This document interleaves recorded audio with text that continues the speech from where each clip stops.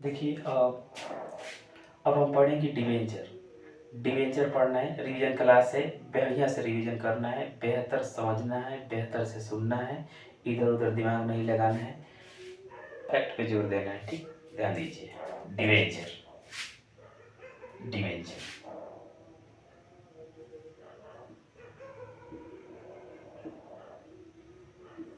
Debenture यानी ऋण पत्र। ऋण पत्र देखिएगा, ऋण पत्र अर्थ देखिए। ऋण पत्र, ऋण पत्र कंपनी द्वारा ऋण लेने का एक प्रमाण पत्र होता है। देखिए, कंपनी द्वारा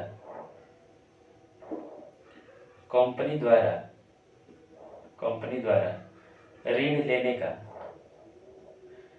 लेने का प्रमाण पत्र होता है।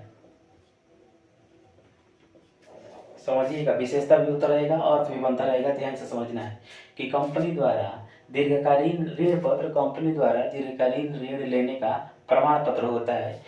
इसके द्वारा कंपनी इसके द्वारा कंपनी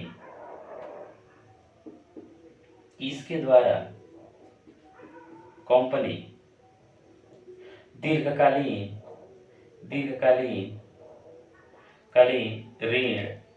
ऋण लेती है। कि ऋण पत्र के द्वारा कंपनी दीर्घकालीन ऋण लेती है। ठीक, इस पर एक निश्चित दर से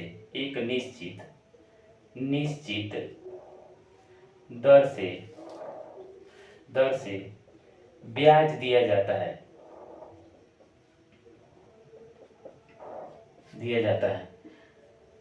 एक निश्चित दर से ब्याज दिया जाता है। जो व्यक्ति ऋण पत्र खरीदता है वह कंपनी का लेनदार होता है, ऋणदाता होता है। ध्यान दीजिएगा कि ऋण पत्रधारी चाहे डिवेंचर होल्डर कंपनी के ऋणदाता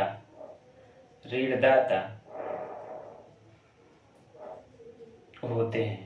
ठीक, इसका भुगतान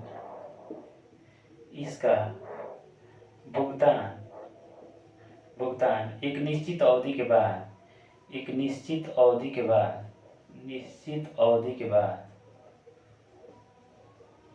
बाद कर दिया जाता है।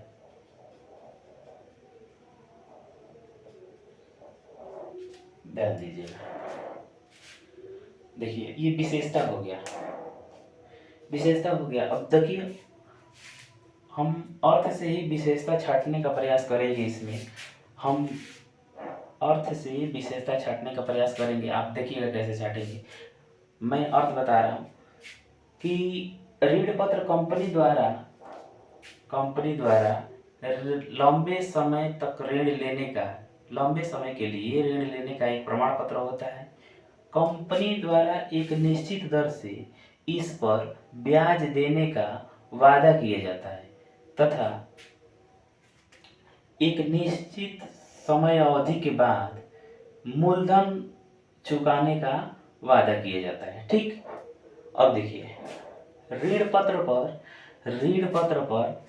कंपनी का स्टाम्प लगा होता है, मतलब सार्वमुद्रा अंकित रहता है। ठीक, ध्यान रखिएगा। जो व्यक्ति ऋण पत्र खरीदता है वह कंपनी का लेनदार होता है। ठीक, इतना समझ में आया? ऋण पत्र क्या है, इसकी विशेषताएं बताइए। मेरे ख्याल से इतना आप लोग कर लेंगे। ठीक, अब देखिए, ऋण पत्र के प्रकार देखिए। ऋण पत्र के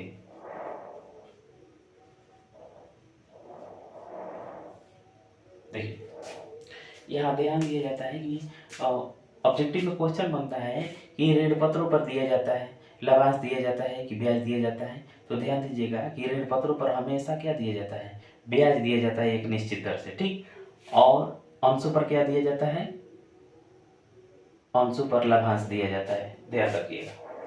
तो ऋण पत्र के प्रकार देखिएगा। ऋण पत्र के प्रकार अगर हम कहें तो देखिए,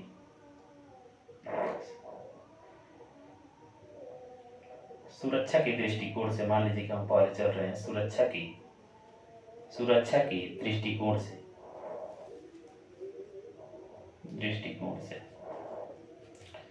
दृष्टिकोण से दो होते हैं। एक होते हैं सुरक्षित या बंधक ऋण पत्र, सुरक्षित या बंधक ऋण पत्र। दूसरा होता है असुरक्षित ऋण पत्र।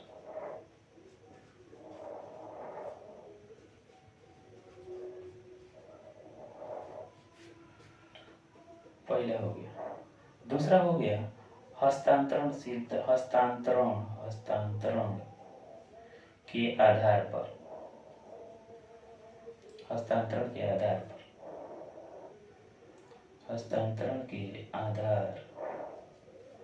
हस्तांतरण के आधार पर देखिएगा, हस्तांतरण के आधार पर होता है कि एक हस्तांतरण के आधार पर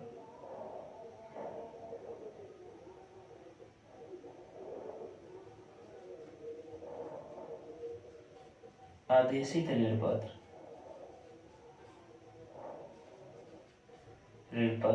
वाहक ऋण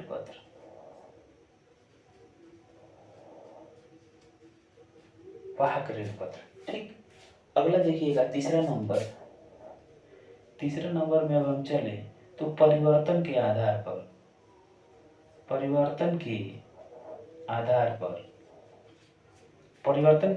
पर ऋण पत्र के भेद। तो देखिएगा, एक होता है परिवर्तनशील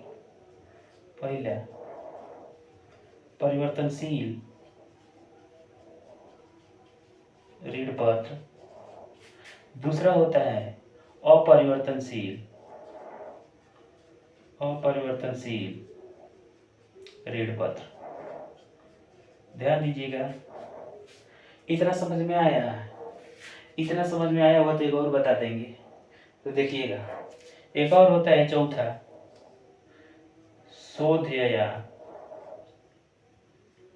शोधन या भुगतान के आधार पर।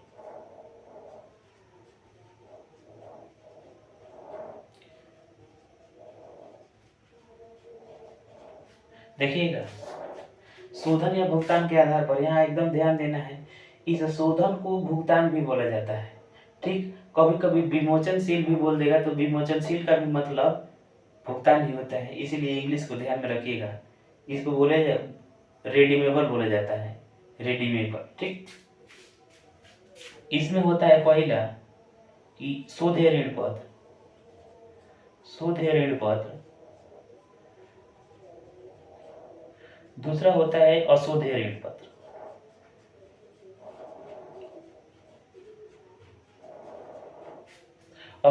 पत्र। देखिए, ये 8 होते हैं, एकदम ध्यान से समझना है।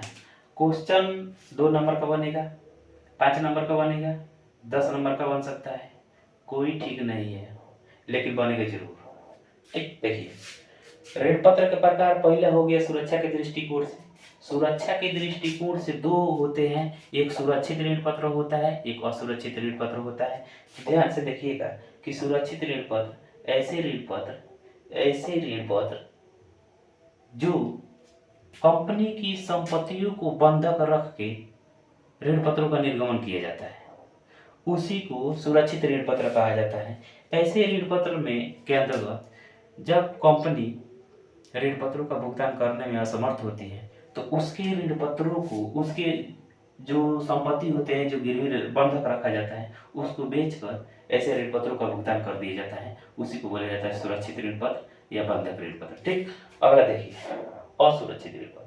ऐसे ऋण पत्र जिसको निर्गमित करने के लिए किसी प्रकार के बंधक रखने की जरूरत नहीं होती, ये असुरक्षित ऋण पत्र कहलाते हैं, ठीक। अगला देखिए, हस्तांतरण के आधार पर आदेशित ऋण पत्र और वाहक ऋण पत्र। आदेशित ऋण पत्र वह होते हैं जिसको कंपनी के रजिस्टर में रजिस्टर्ड होते हैं। ऐसे ऋण पत्र जो कंपनी के रजिस्टर में, समझिए थोड़ा सा, कि आदेशित ऋण पत्र ऐसे ऋण पत्र जिनके धारक का नाम कंपनी के रजिस्टर में अंकित होता है और उसका भुगतान केवल उसी व्यक्ति को मिलता है जिसका नाम कंपनी के रजिस्टर में अंकित रहता है, उसी को बोला जाता है आदेशित ऋण पत्र। ठीक। एक होता है वाहक ऋण पत्र, ऐसे ऋण पत्र जिसका नाम कंपनी के रजिस्टर में नहीं अंकित रहता, ऐसे ऋण पत्र जिसके धारक का नाम कंपनी के रजिस्टर में नहीं अंकित रहता, यह किसी भी व्यक्ति को भुगतान किया जा सकता है जिसके पास यह ऋण पत्र होता है। अगर मैं मान लीजिए कि मेरा नाम अंशु कुमार है, तो मेरा नाम अगर मैं ये वाहक ऋण पत्र लिए रहूँगा तो नाम से कोई मतलब नहीं रहता है। मुझे पैसे की जरूरत पड़ा तो मैं बेच दिया अमन को, अमन बेच दिया रमन को, रमन बेच दिया मदन को, तो जिसके पास लास्ट में बचा रहेगा मदन, मदन को भुगतान मिल जाएगा, उसको बोला जाता है वाहक ऋण पत्र। ठीक। यहाँ देखिए बोलेगा कि परिवर्तनीयता के आधार पर ऋण पत्रों का कितने भेद होते हैं, एकदम बढ़िया समझिएगा। तो परिवर्तन के आधार पर ऋण पत्रों के दो भेद होते हैं, पहला कि परिवर्तनशील ऋण पत्र और दूसरा अपरिवर्तनशील ऋण पत्र। ठीक। परिवर्तनशील ऋण पत्र ऐसे ऋण पत्र जिनको एक निश्चित अवधि के बाद अंशों में परिवर्तन करने का अधिकार होता है। समझ में आया? अंशों में परिवर्तन करने का अधिकार होता है एक निश्चित अवधि के बाद, परिवर्तनशील ऋण पत्र बोला जाता है। अपरिवर्तनशील ऋण पत्र ऐसे ऋण पत्र जिनके ऋण पत्रों को किसी भी क्षमता या साधारण अंश में बदलने की अनुमति नहीं होती, उसी को बोला जाता है अपरिवर्तनशील ऋण पत्र। ठीक। शोधन ऋण पत्र देखिए, शोध्य ऋण पत्र या भुगतान के देखिए शोध्य के आधार पर या भुगतान के आधार पर या विमोचनशील के आधार पर, चाहे रिडीमेबल के आधार पर, in the basis of redeemable के आधार पर ऋण पत्रों के प्रकार दो प्रकार के होते हैं। पहला शोध ऋण पत्र